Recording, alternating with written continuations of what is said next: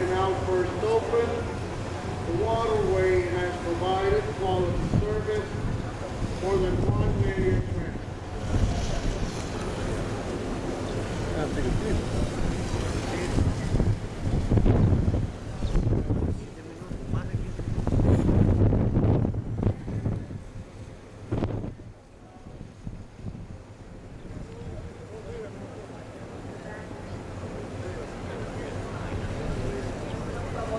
En este momento vamos a dar inicio al video del canal de Panamá, presentación en español, video en español. Visitantes con boletos de tarifa completa que deseen acompañarnos, por favor.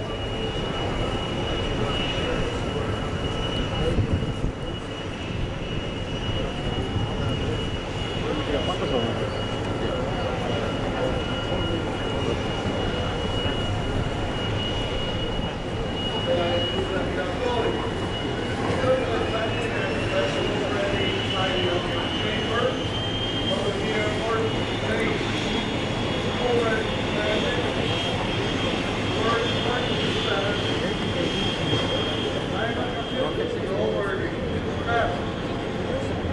Se jubiló, ¿eh?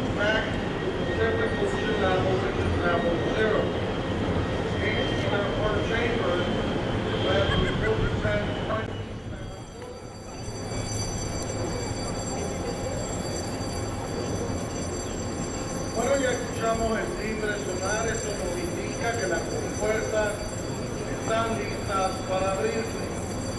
We can hear the bell ring that means that the gate is already open.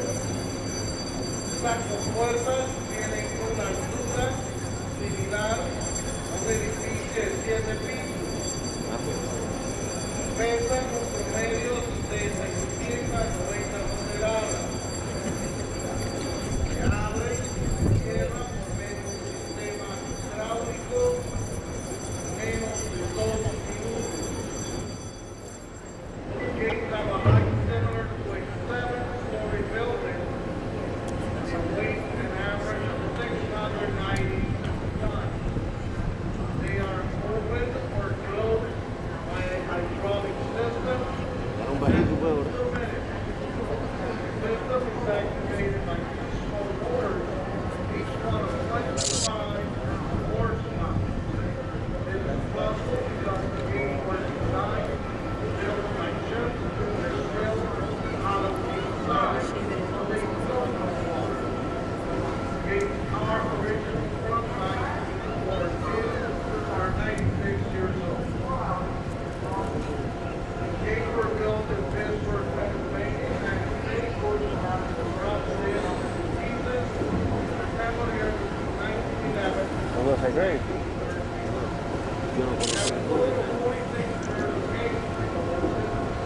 Mira te conocí uno que estaba llevando. What was I great?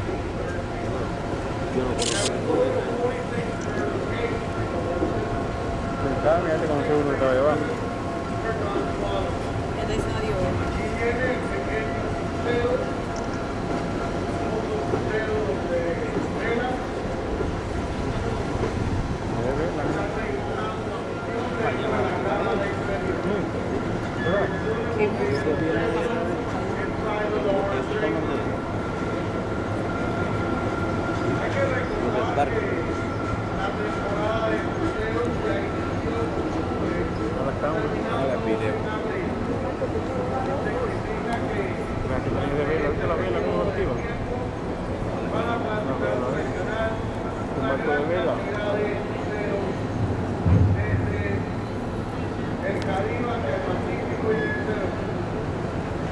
Entonces, restaurante, de la botella. Las camas también abajo. Sí. Sí, saben, vaina. De la piscina, ¿verdad?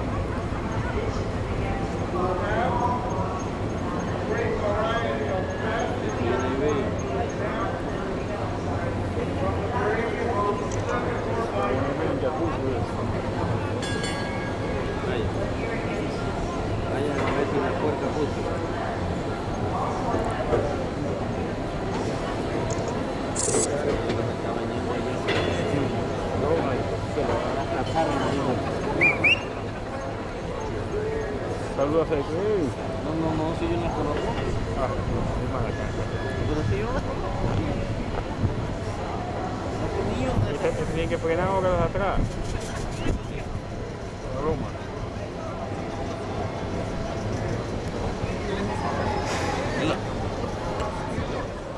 El agua se va a transferir por el mismo sistema de túneles, pero esta vez se vierte al mar el agua.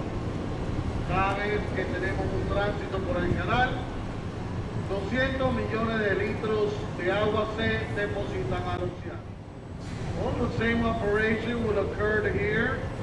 To your left, water will be transferred through the system of tunnels. The only difference is that we will spill the water out into the ocean. Every time we have a transit through the Panama Canal, 52 million gallons of fresh water spill out into the ocean. We have an average of 39 transits daily, which is that you need to pay in advance, at least 48 hours. Here in the canal, we do not accept any type of credit cards or personal checks, only in cash. Of course, this is for commercial cargo scheduled zone. We plan some.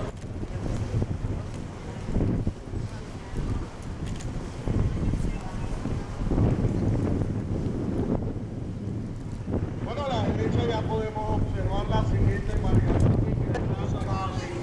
de acero que están conectados o amarrados a la proa o pompa de la nave.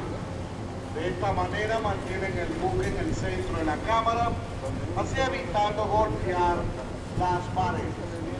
Cada cable de acero divisa.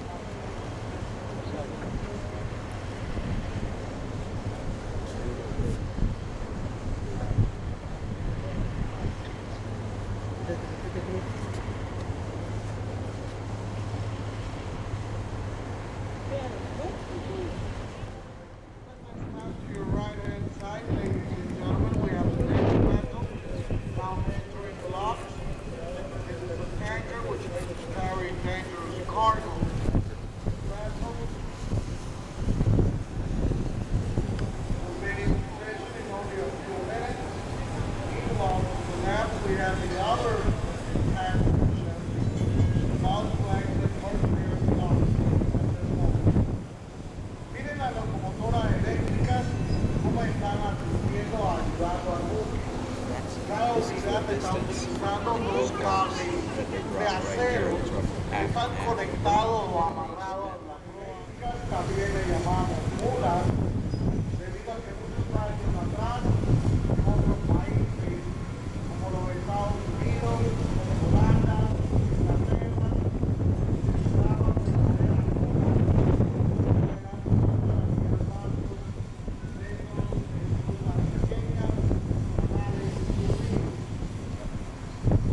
pero aquí en el campo vamos a extender la nave 8 metros. Remember that we're going to be lowering the vessel slightly 7.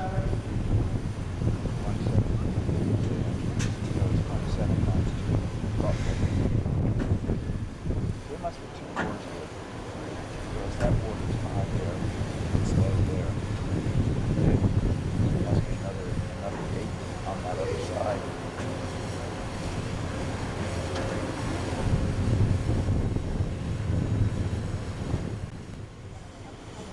Well, we are now transferring about 26 million gallons of fresh water from the upper to the lower chamber using tunnels or culverts located underneath the lock. We will descend the vessel 27 feet in only 8 to 10 minutes.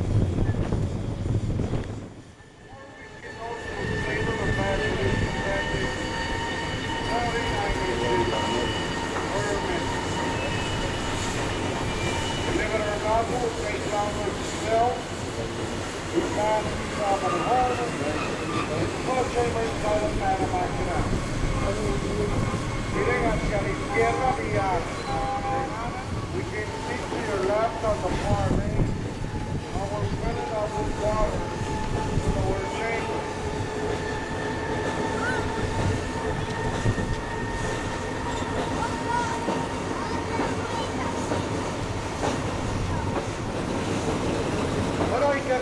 todas las cámaras tengan el mismo nivel de agua para entonces escuchar un timbre sonar indicándonos que la...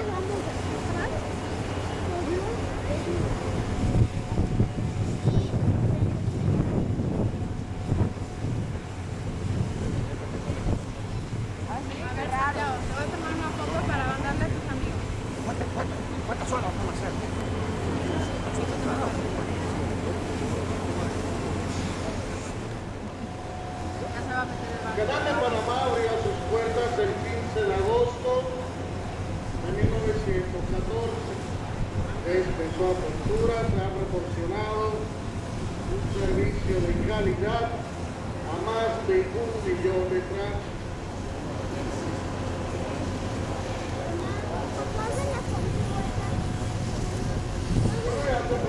Sí, dígame.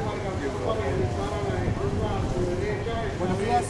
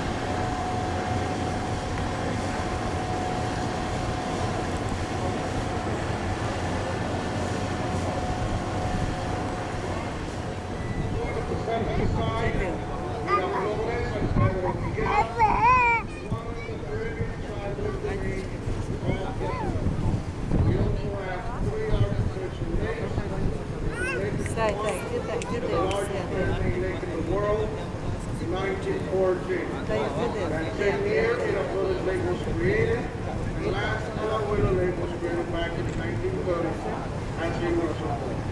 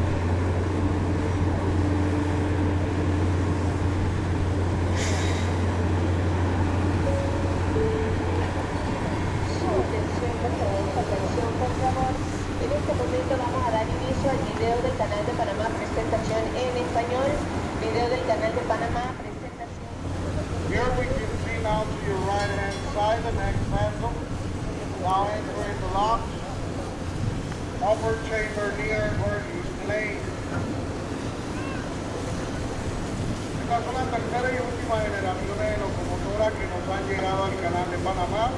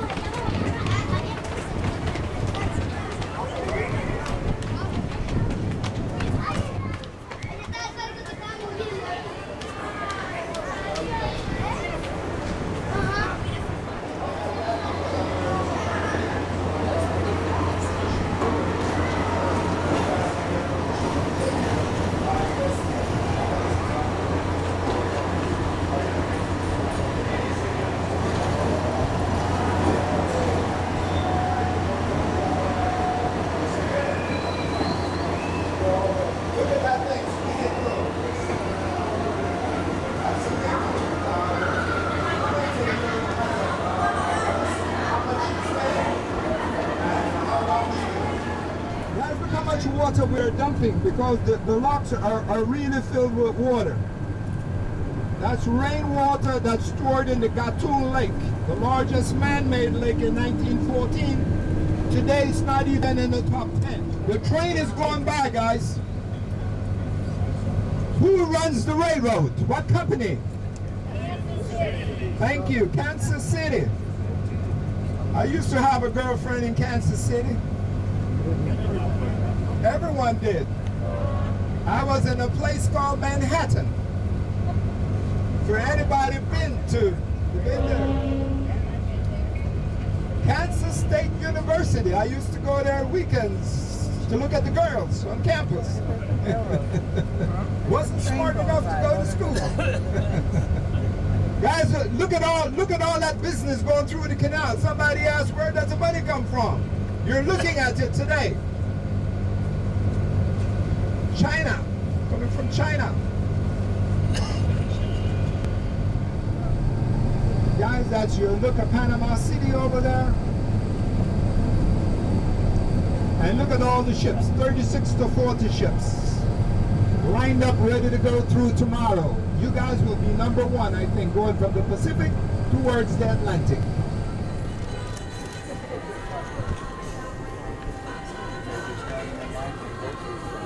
Good grief.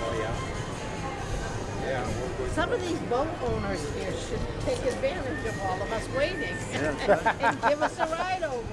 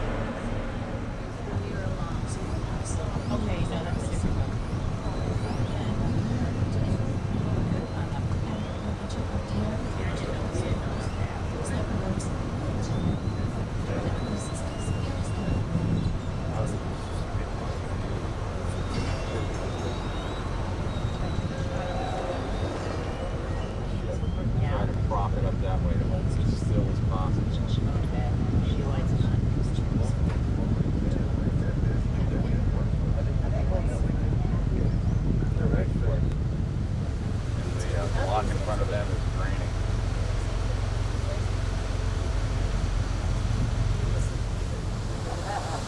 The captain's on board, he can marry us all.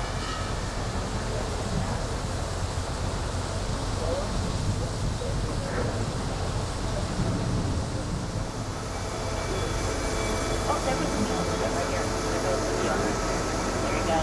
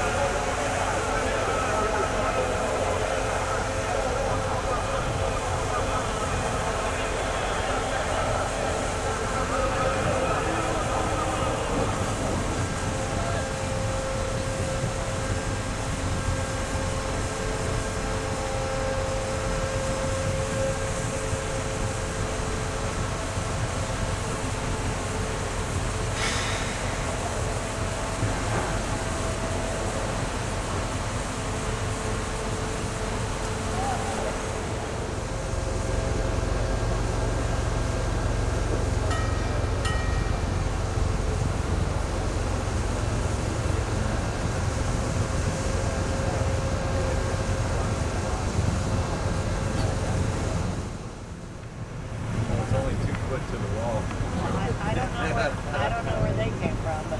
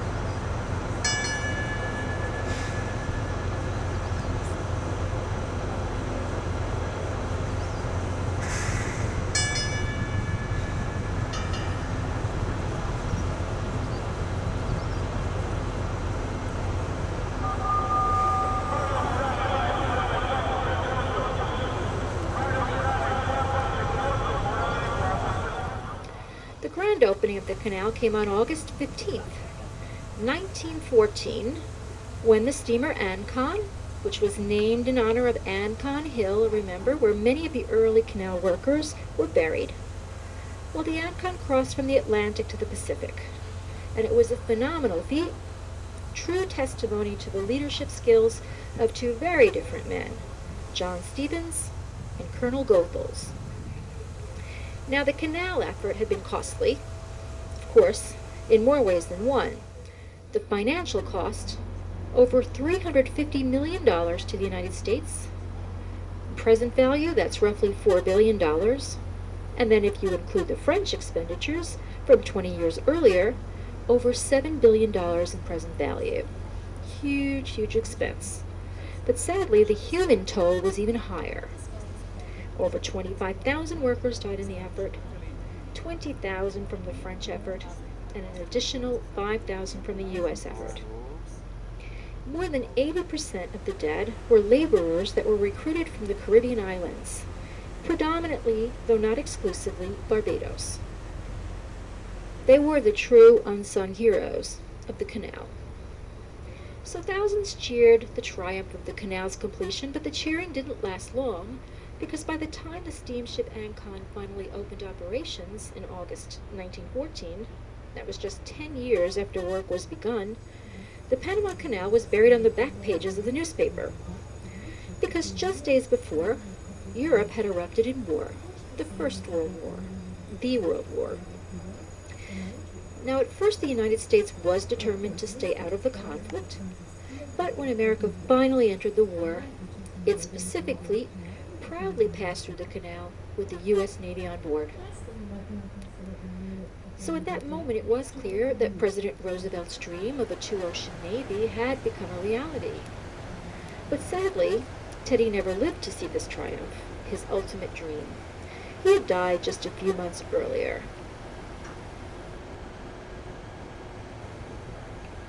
Now, as many of you may know, maybe all of you at this point, history was made this week, when for only the third time in its storied 97-year history, the locks were closed because of flooding of the lakes this time. In fact, the locks were closed for 17 hours, so that floodgates could be opened to release some of the water in one of the outer lakes. 17 hours it was closed this week. And only the third time in history.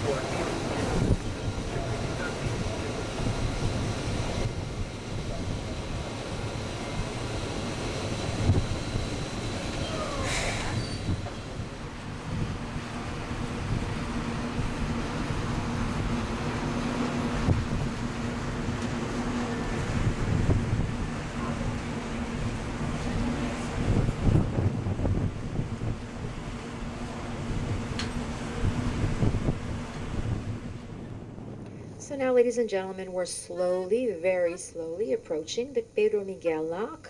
This is the second set of locks, and it's a one-chamber lock that will raise the Island Princess an additional 31 feet, again, to a total height of 85 feet above sea level.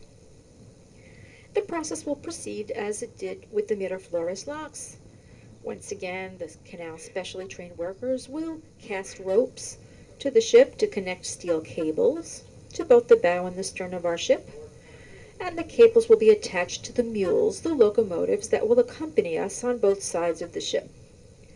Now, while we're nearing our approach very, very slowly, I'd like to add a few words about the locomotives or the mules. From the outset, it was considered an important safety feature that the ships were guided through the lock chambers by electric locomotives. They're known as mules, and they're named after the animals that were traditionally used to pull barges. These mules are used for side-to-side and braking control in the rather narrow locks. Well, narrow relative to today's modern Panamax ships. Again, the forward motion into the locks is actually provided by the ship's engines, not the mules, but once we are in the lock, the mules do tow and steer and brake to help us through. Each mule, if you will, locomotive weighs 50 tons and operates with two 290 horsepower units. And ladies and gentlemen, some interesting notes about the locks themselves. The locks took their names from nearby towns that existed before the canal was built. And all lock chambers have the same 110 by 1,000 feet dimensions, and they're built in pairs.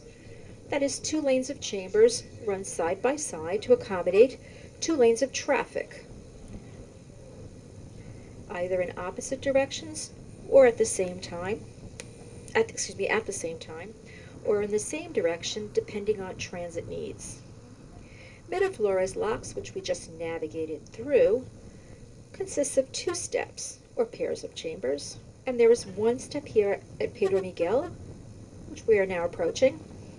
And the Gatun Locks on the Atlantic side of the canal consist of 3 steps or pairs of chambers, making 6 pairs, or 12 chambers in all. Now, the locks have been called the structural triumph of the Panama Canal, and understandably so. They're a unique aspect of the waterway, and at the time of their construction, their overall mass, dimensions, and innovative design surpassed any similar existing structures, and they are still considered to be an engineering wonder of the world. Interesting information as well. It took 4 years to build all of the locks, from the first concrete being laid at Gatun in August of 1909. Until the late 1800s, by the way, concrete, which is a combination of sand, gravel, and cement, had been little used in building, and then mostly for floors and basements. And there was still a great deal to be learned and numerous decisions to be made in the science of concrete, which requires specific controlled measurements of water, cement, sand ratios, as well as careful timing of a delivery system from the source to the site.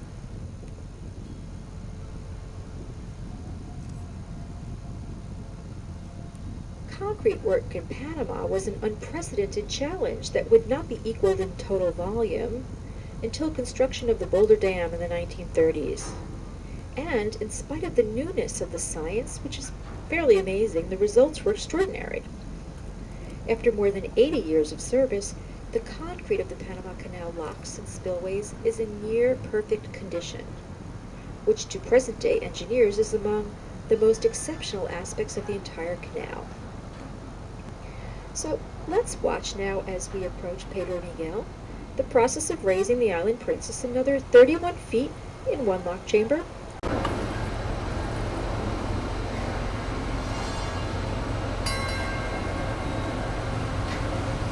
You might be able to see those chamber gates swinging open now for the Wisdom.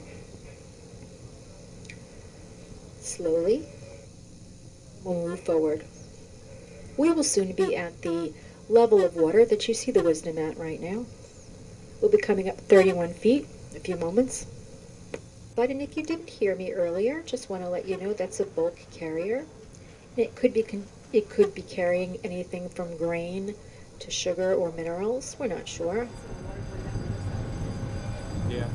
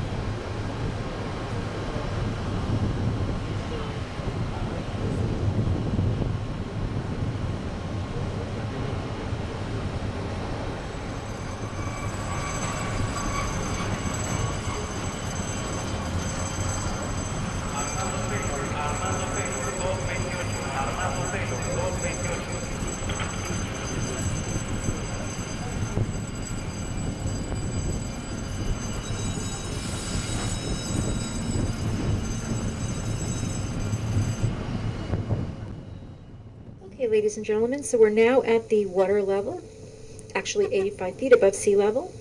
So our lock chamber gates are swinging open very, very slowly, only moving on. And you'll also notice, if you look further in the distance on the starboard side to the right, you'll notice the tracks of the Panama railway, that runs parallel for many miles to the canal. And of course, this was the railway that was built before the canal. It was built in the 1840s.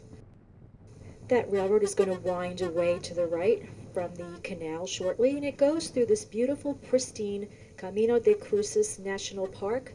It's untouched jungle, very, very beautiful scenery.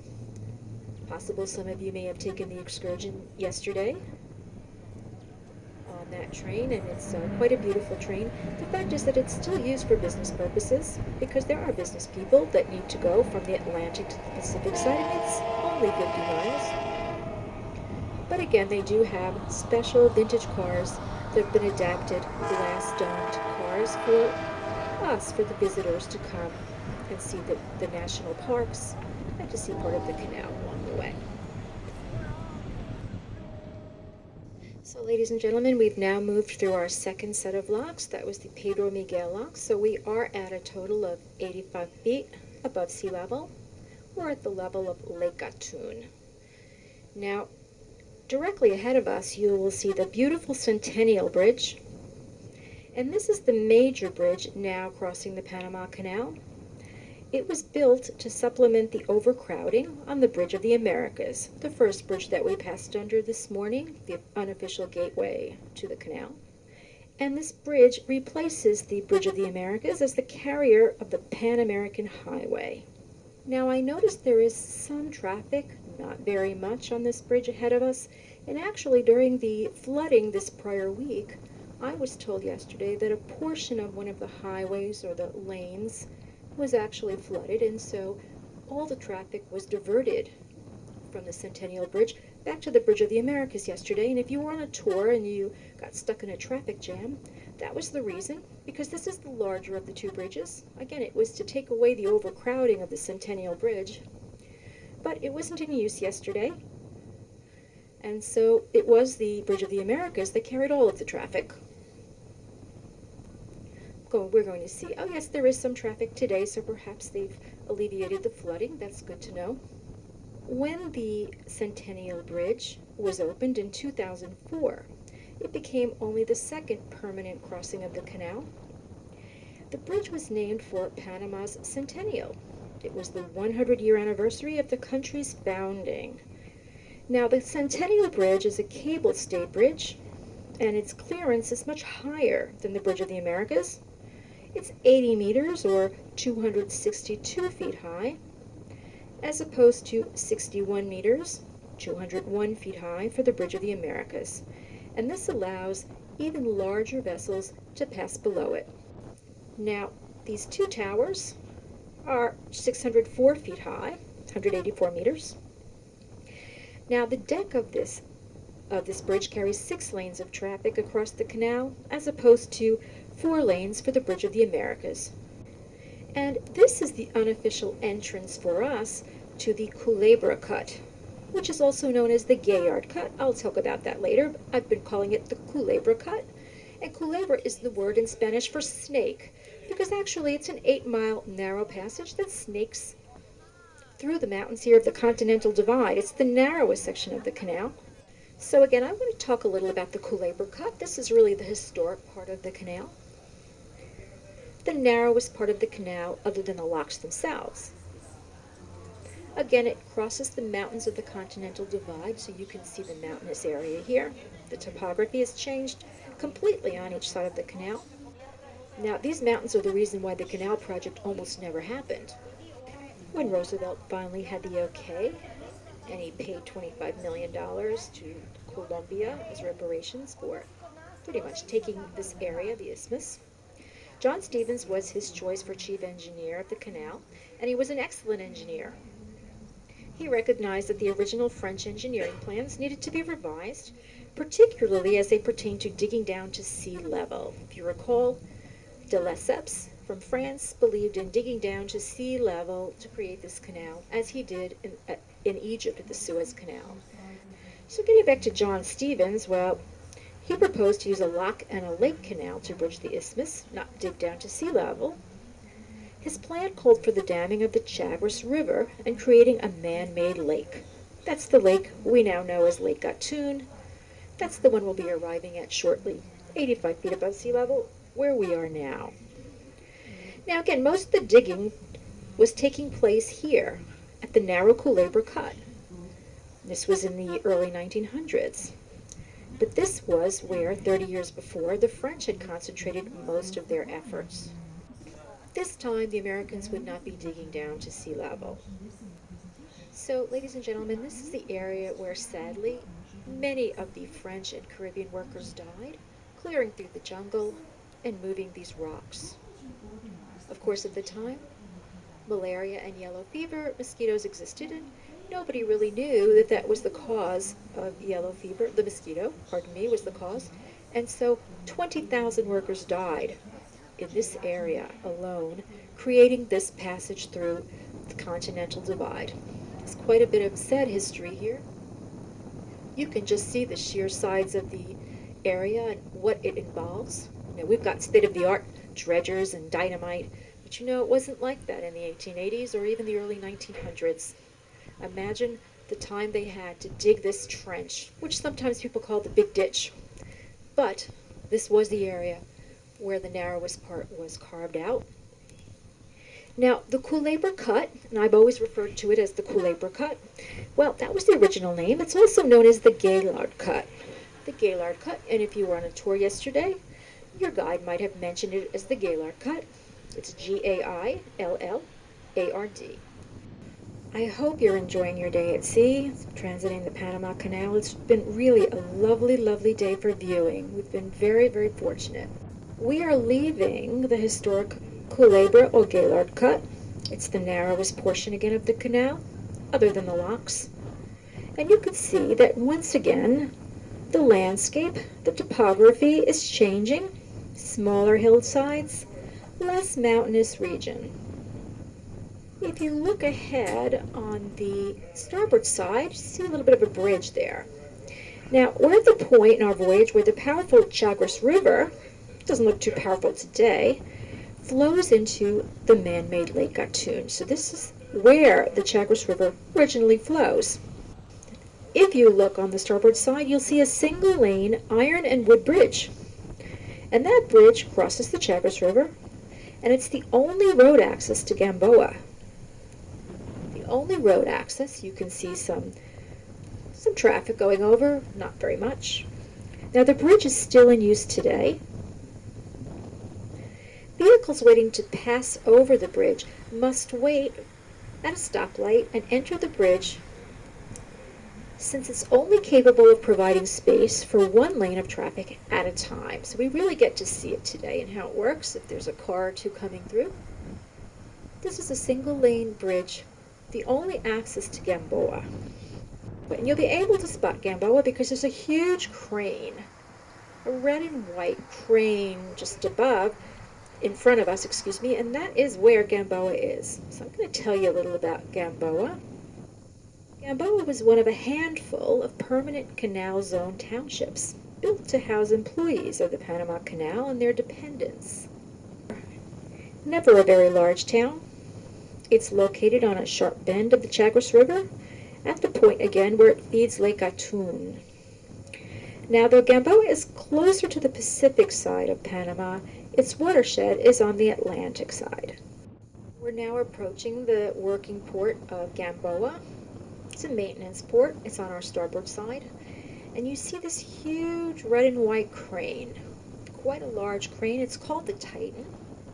It's one of the largest cranes in the world. And it could actually lift the 700-ton gates of the lock chambers should maintenance be required, and sometimes maintenance does need to be required. So this crane can actually lift those gates to provide maintenance for the chamber lock gates. Now the Titan has an interesting history. It's among the largest floating cranes in the world, as I said, and the crane could be floated into the locks of the Panama Canal and then perform its heavy lifting to maintain the doors of the locks. It can lift 350 metric tons. 350 metric tons, and it's one of the strongest, not only the largest, but the strongest cranes in the world. Tell you a little more about the Titan. Now, the Titan was actually one of 3 huge cranes built by Hitler's Germany, and they were claimed by the United States, England, and Russia as war booty at the end of World War II. Now, the British crane, it was lost in a storm. Kind of hard to figure out how it got lost, but it did. It was lost in a storm while it was being towed across the English Channel. And the Russians got one of the others, but no one seems to know whatever became of it. So for all we know, this might be the only surviving crane from Hitler's Germany. Now, this American crane served at Long Beach, California for 50 years. And while in Long Beach, the Titan was known as either Herman the German or simply the German crane. Now, in a symbolic gesture to the Republic of Panama, once the Panama Canal Authority took control of the canal in 1999, the state of California sold the Titan to the Republic of Panama for $1. Due to its size, it had to be disassembled to be transported under the Bridge of the Americas to its current home in Gamboa. So that's the Titan. It's a huge floating crane used to maintain or help maintain the gates of the lock chambers. Now, ladies and gentlemen, if you're in the forward area of the ship, you might notice on the forward, but also on the starboard side, that's the right side, a couple of lighthouses. In fact, you'll find a few lighthouses as we approach these curves. This is our curve coming out of the Chagres River now and going into the wider Lake Gatun. For the folks coming from the Atlantic side, this signals their approach to the Chagres River and the narrow Culebra Cut ahead of them. So you'll see quite a few of these lighthouses. They'll be on both the port and starboard sides. Now, they're painted white to make them easy to see during the day, and they help guide the ship and its tugs to the correct position, centered in the canal locks. They have a series of 3 colors, and white and yellow indicates that the ship is centered and in the correct position. Red indicates that the ship is too close to moving outside of the markers that we have here, the red and green markers. And if the light is green, it means that the ship is approaching too close to an embankment. Ladies and gentlemen, we're of course approaching a much wider area of the canal. So we're entering into the man-made Lake Gatun. Now, at the time it was created, Gatun Lake was the largest man-made lake in the world. And the dam, which created the lake, was the largest earthen dam. So Gatun Lake has an area of 425 square kilometers, or 164 square miles. It stores about 183 billion feet of water, which is about as much as the Chagres River brings down in an average year. Now, it's a freshwater lake, and it covers an area 6 times the size of Manhattan. And again, the lake is the great engine that powers the canal. It pumps 52 million gallons of water into the lock chambers to lift and lower each ship through the canal. So with 240 transits a day of large and smaller ships, that's 2 billion gallons of water that must be replenished every day. And of course, Lake Gatun also provides fresh drinking water for over 1 million Panamanian people. About halfway through our transit, so this is an interesting spot at which we do tend to pass ships that are transiting in the opposite direction. Because again, in the early morning, the larger ships, the Panamax ships, are the ships that generally have their spots reserved for transit. It's too difficult to transit these large ships at night when it's dark. That's when most of the smaller vessels are transited, because they don't have the same problems in terms of width and depth that would create very close maneuvering in the chambers, the lock chambers. So we and the other Panamax ships, we generally pass through early in the morning, generally in one direction, although that can vary. So because we're at the midpoint, we're now passing some of the ships that began their transit at dawn on the Atlantic side. And you see them coming here because this is a great place to pass. They're quite large ships, so we've got lots of space here to transit without any interruption or any problem. And on the port side, this ship, it's blue and yellow, the Grand Choice. It does look like a bulk carrier, another bulk carrier.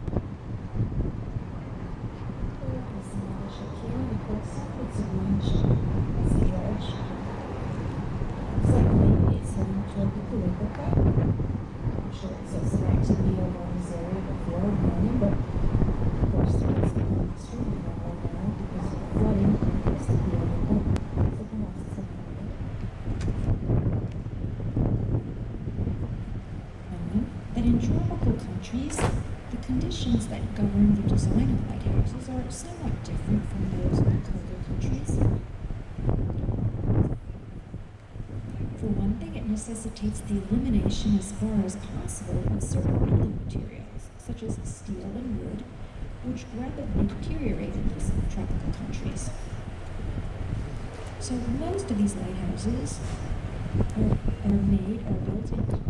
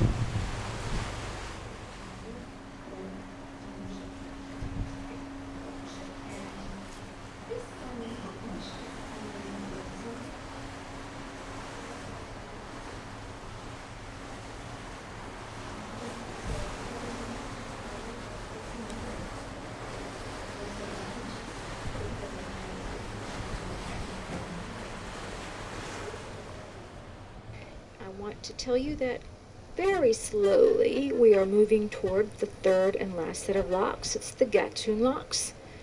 That will be our entrance out to the Caribbean and eventually the Atlantic. Now, that's a 3-chamber lock, right? We have 3 on the Pacific side and 3 on the Atlantic side. So the Gatun Locks have 3 steps, or 3 chambers, if you will. We're moving really, really slow, and it looks like there's some traffic here. So we're slowly moving there. It's going to take us a while, it looks like. A few people waiting. A few ships before us. So we'll see what happens. Maybe we'll get to cut the line, I'm not sure. You know, we are special and we do pay a premium. Now, of course, when we actually transit the canal, before we actually even enter, we need to pay. And we need to pay in cash, which means wire transfer from one bank to another. If all goes well, and the payment is made and the paperwork is completed, it takes about 48 hours from the time of the request to cross to the actual scheduling of the ship's transit, which may or may not be that day. Now, for a special fee, a ship can be put to the head of the line, if you will, kind of like rush delivery service. And this generally occurs when the ship is carrying perishable goods, such as meat, fruit, and vegetables, and of course cruise ship passengers.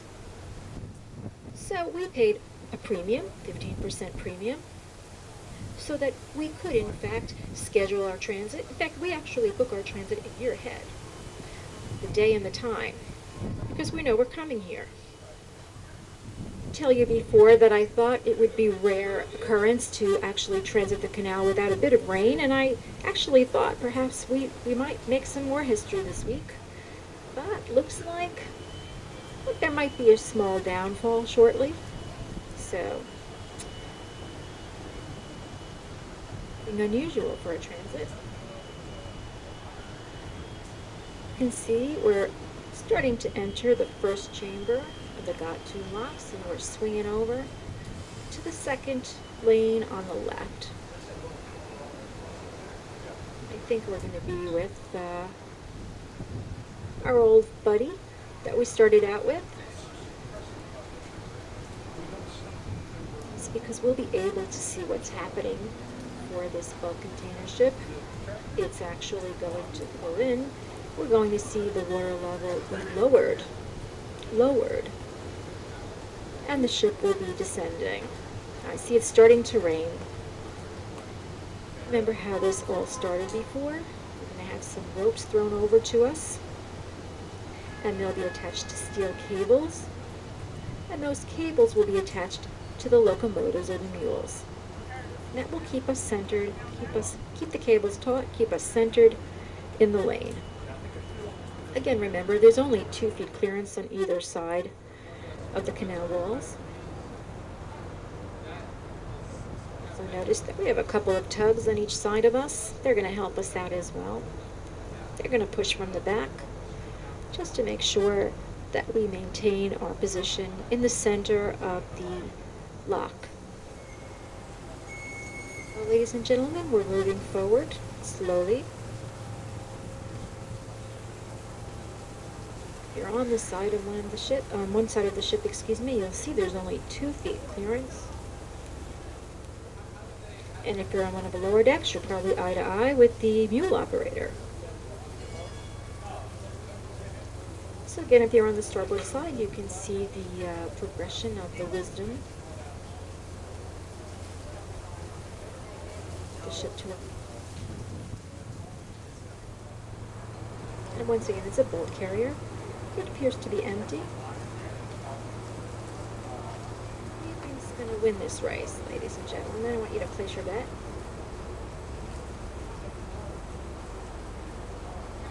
Remember, as we enter a chamber, the lock gate closes behind us in the water, and the lock chamber begins draining through the 100 man-size holes in the chamber floor.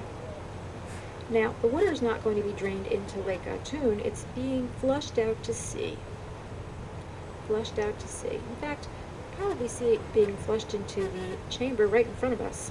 So as we get lowered, the chamber in front of us starts to fill. And when we're at an equal level, we move into that chamber.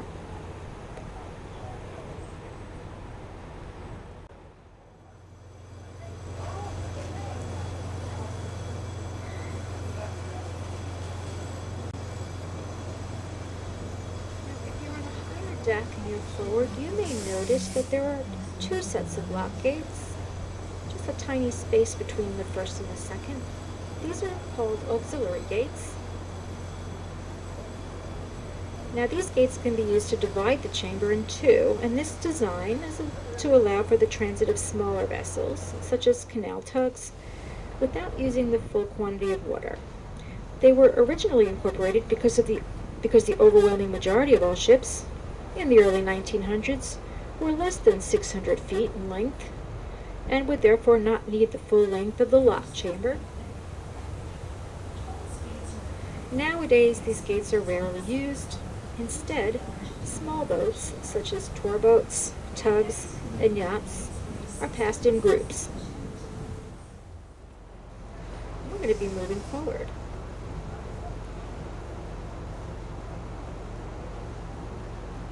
To the second chamber, if you will, the second step of this three-step process, as we'll be lowered 85 feet. I want to give you just a little more information about the lock gates themselves, because after all, you don't have enough information yet, right? Just think when you go home, there'll be a treasure trove of information about the Panama Canal. So now the lock gates, well, the gates which separate the chambers in each flood of locks must hold back a considerable weight of water, as you can see, so they must be both reliable and strong enough to withstand accidents, as a failure of the gate could unleash a catastrophic flood of water downstream. So these gates are of enormous size. As you can also see, they range from 47 to 82 feet high, depending on the position, and they're 7 feet thick. The tallest gates are required at Miraflores, that's on the Pacific side, due to the large tidal range there. The heaviest leaves of the gates weigh 662 tons, and the hinges themselves each weigh almost 17 tons. It's a heavy gate. Now, of course, each gate has two leaves, 65 feet wide, which close to a V shape, a miter cut, if you will. And with this cut, the point is upstream, because this arrangement has the effect that the force of water from the higher side pushes the ends of the gates firmly together. So the gates can only be opened when, in the operating cycle, the water level on both sides is equal. Okay, here's another interesting factoid. How much does it cost a ship to transit the canal, and how is it calculated? Well, today it cost the Island Princess over $280,000 to transit the canal, $280,164 to be precise. So how is that calculated? Well, for cruise ships, the cost is calculated by the total number of berths or beds for everyone, passengers and crew.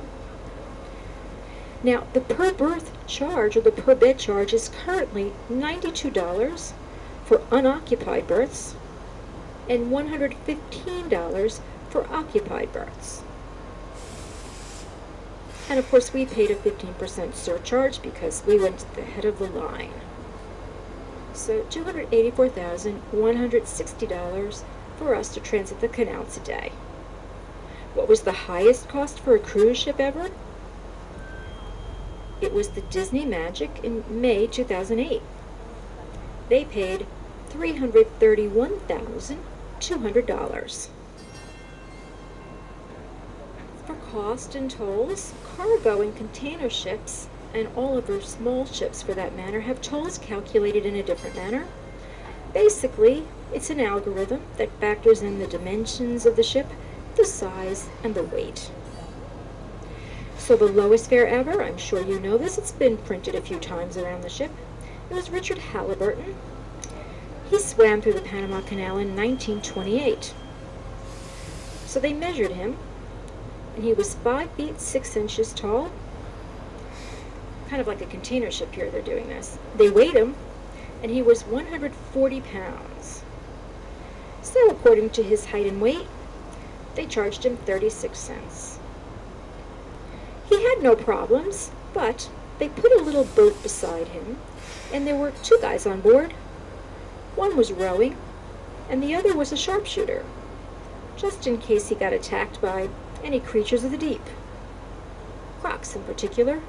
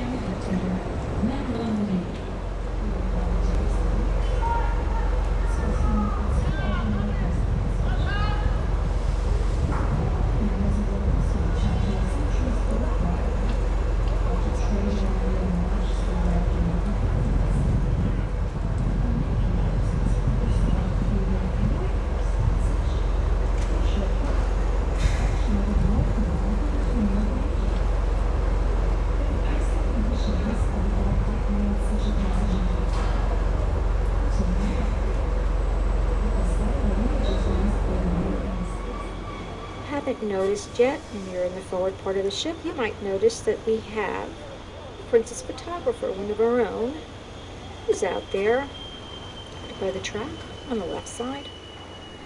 And you know, these guys, they're wonderful. They go out rain or shine. They'll give a wave as you pass by, and you'll find yourself perhaps on the video.